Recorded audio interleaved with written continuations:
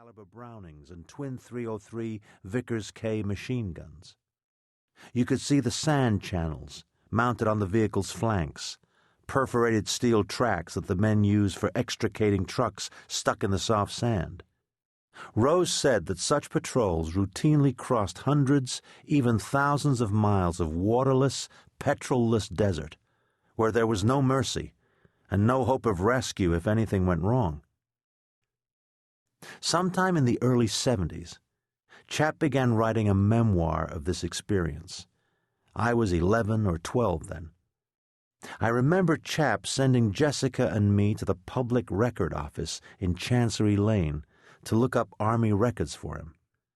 The documents had only recently become declassified. There was a stamp on the first page of each that read, "Most secret till 1972. Jessica and I got 5 pence apiece from Chap for copying these papers, which was big money in those days. Chap worked at home in his study, a tiny cubby littered with his war journals and diaries, correspondence with former comrades, maps of North Africa, and operations reports in English and German. I was fascinated. I plagued Chap with question after question, most of which he was patient enough to answer. It was not till the early 90s, however, when I became a historian myself, that my thoughts returned seriously to Chap's memoirs. I was visiting him and Rose in Scotland. Chap and I were playing the Struy golf course, next door to Royal Dornoch. I asked what had happened with the document. It was in a drawer at home, Chap said. He had finished it, but never shown it to anyone except Rose. I asked if I could see it. No, it's a mess. Besides, I can't publish it. Chap expressed a number of reservations, largely about the personal nature of the material.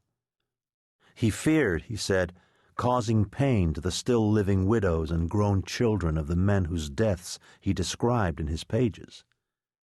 I could see that his own grief was deep and keenly felt. Still, as a writer, you can't let stuff like that stop you, and Chap knew it. Can you at least tell me what the book's about? It's not even a book, just, I don't know, an account. Of what? Nothing, really. One patrol, not even a successful one. I managed to drag out of Chap that the operation's objective had been to locate and kill Field Marshal Erwin Rommel, the legendary Desert Fox.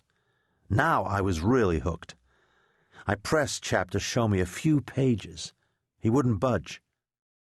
I accused him of being a chicken writer. He was exhibiting, I said, all the symptoms of publication terror that he always told me his own writers showed. Come on, Chap, you can't be tough on them while letting yourself off the hook.